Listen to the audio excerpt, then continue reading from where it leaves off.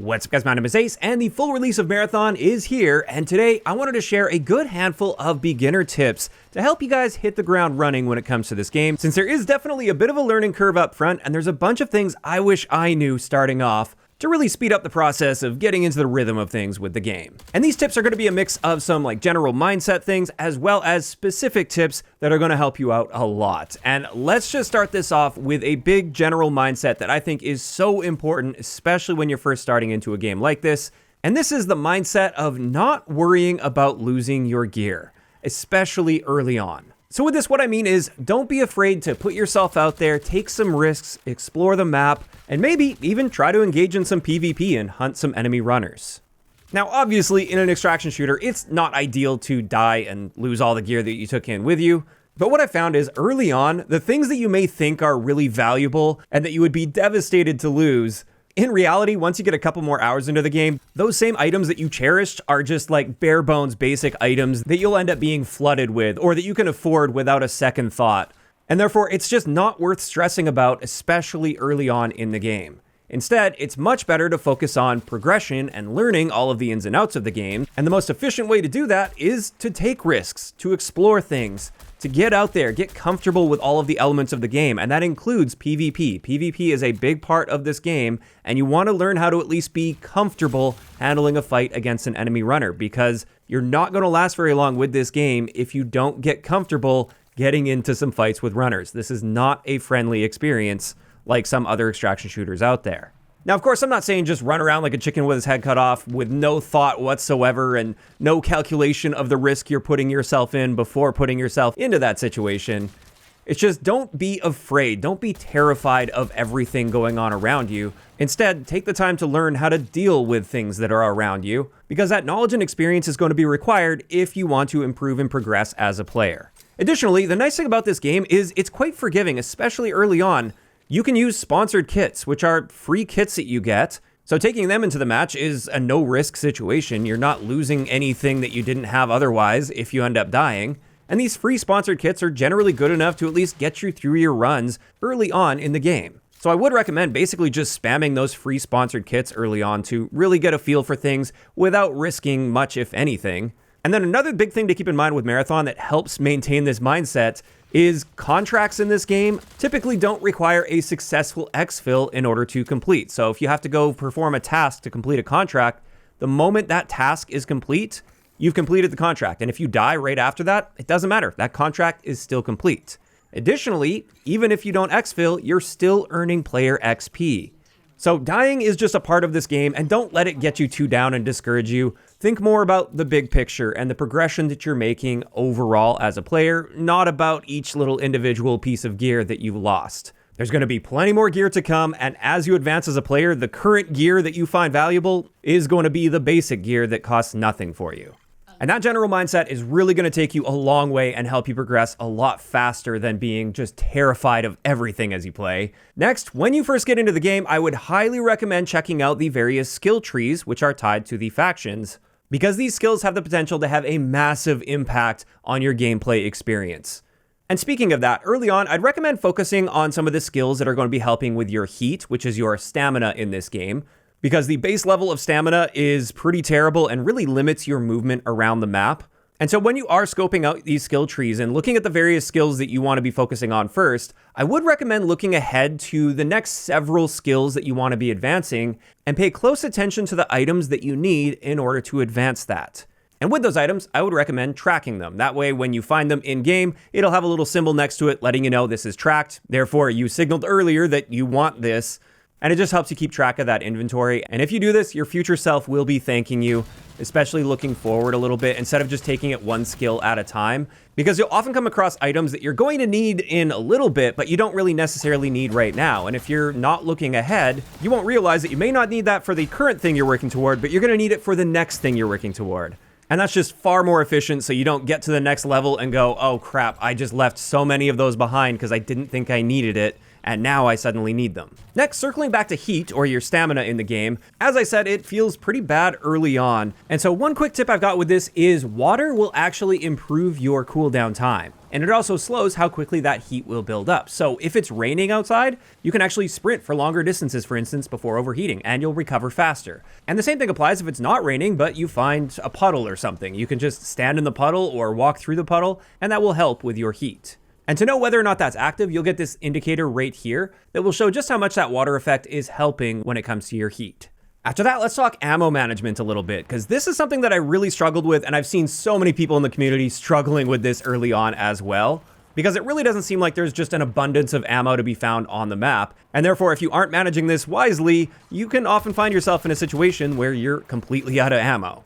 And with this, I've got a handful of tips. The first thing is if you are using those sponsored kits, at least based on what I've seen so far, they always seem to come with ammo crates as your equipment. And many beginners seem to just ignore these ammo crates, but they're very important. With this, if you have it equipped, you can throw it on the ground and loot it, and there's going to be a variety of ammo types inside for you to pick up. So obviously quite important, and keep an eye out for those ammo crates when you're looting enemies as well.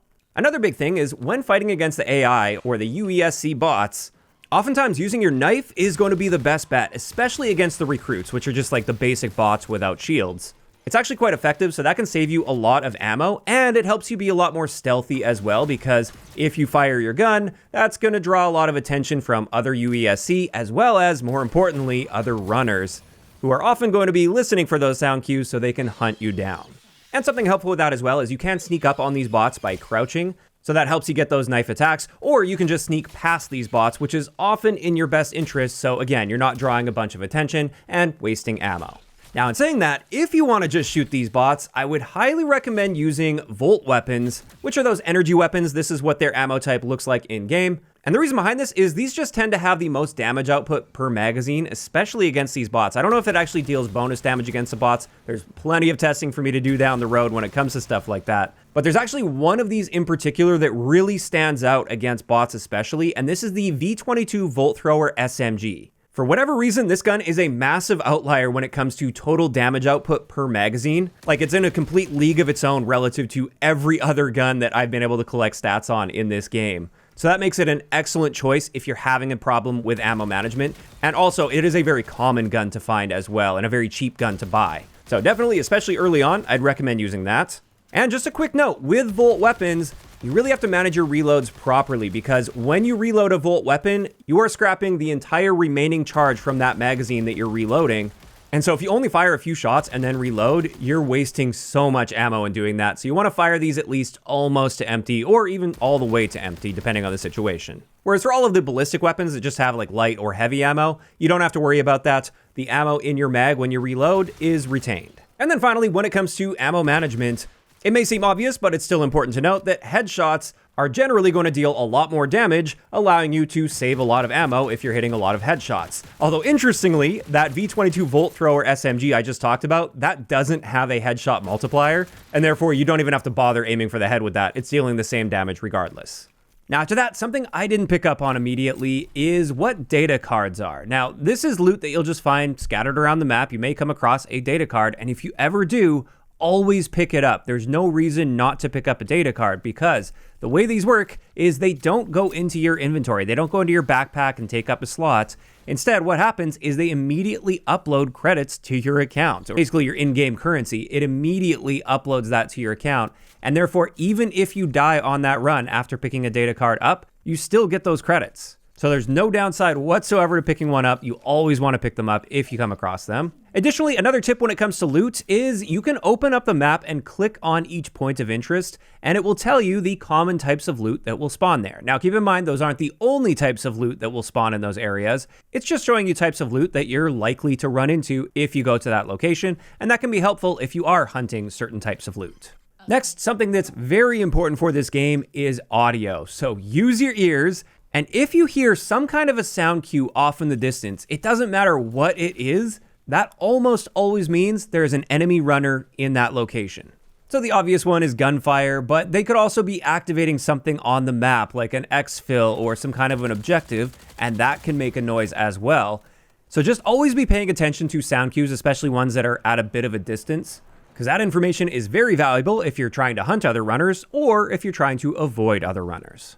Now, on the flip side of that, you also want to be very aware of the noise that you are making, whether that's drawing gunfire from the UASC bots, If that happens, just know enemy runners might be on their way to try to third-party you. Or even when you're activating an exfil or some other kind of an objective, basically just be aware of the noise that you are making and how that may draw other players to your location. And you can use that to your advantage as well. You can try to bait players toward you. Now, another important thing to learn with audio early on is the different types of footsteps, because the UESC bots do have footsteps and they tend to sound very mechanical, and also they have a very consistent rhythm to them.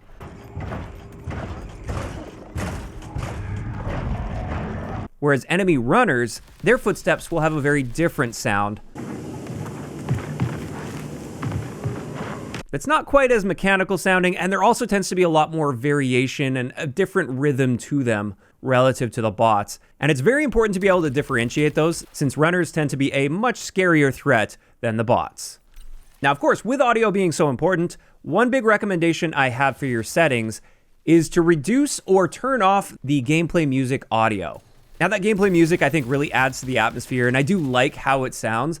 And so I would understand maybe not wanting to turn it off entirely, but at the very least, I would definitely recommend turning that down, because it can absolutely get in the way in some heated situations. I've had that music completely drown out footsteps, and that's not great when you've only got one life. Now, finally, for this video, I wanted to talk a little bit about the shells, or the different characters that you can use in the game, and each character has their own unique set of abilities and traits. And I would recommend taking the time to learn them, and also, as a beginner, I recommend branching out and trying different shells to find what works best for you and your playstyle. In saying that though, if you're planning on playing solo and you're just looking to be as effective as possible, I've got to say the Assassin Shell really stands out for solo play for a couple key reasons. The first reason is its stealth abilities, its ability to cloak itself, so that allows you to avoid getting in fights with the UESC bots and then drawing a bunch of attention to you, so it just helps you sneak past them a lot better. It's also nice to activate if you know you're about to get into a fight with another runner. Popping that cloak just makes it that much harder for them to see and shoot you. But more importantly, one of the things I really like about using Assassin, especially while playing solo, is the ultimate ability, which is the smoke screen. You throw this disc down and it creates a big smoke screen. This is perfect to use on an exfil where you're otherwise going to be very vulnerable, because you have to stand within a small area for 10 seconds. There's a giant beam shot up in the air indicating that you're trying to exfil, and therefore it tends to draw some attention. And that smoke screen just gives you a really nice peace of mind that you're almost definitely going to successfully exfil once you get in there. And there we go. That's going to wrap it up for a good handful of beginner tips that I've got for you guys to help get you started with a lot more confidence in the game, and hopefully avoid some of the little mistakes and pitfalls that I made when I first got into the game.